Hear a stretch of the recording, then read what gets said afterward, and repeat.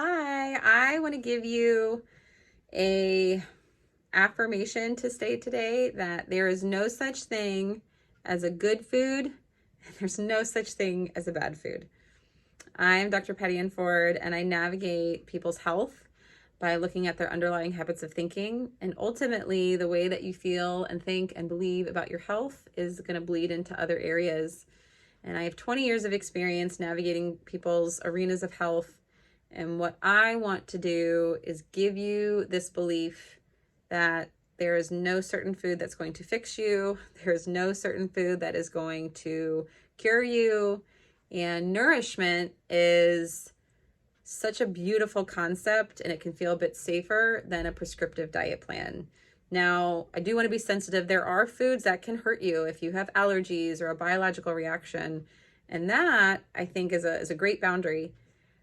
But navigating foods that are going to create fatness or thinness or inflammation, anti-inflammatory, these are all theories. And how you experience the food, how it's connected to you, is much more intuitive than any theory that you could possibly attach to. And so sometimes theories do help us navigate it, but being really kind and compassionate to yourself that you can't eat wrong. You eat or you don't. And so applying some morality to your food gets really, really messy because it's you and it's your experience.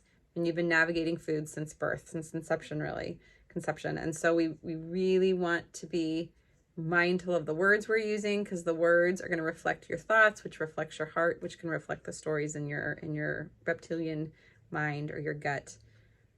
And so the words that you use matter. So practice saying there's no such thing as a good food or bad food. Food is pleasurable.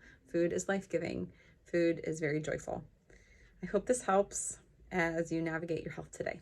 Thank you again. If this was helpful, hit like and subscribe and follow along. Okay, bye.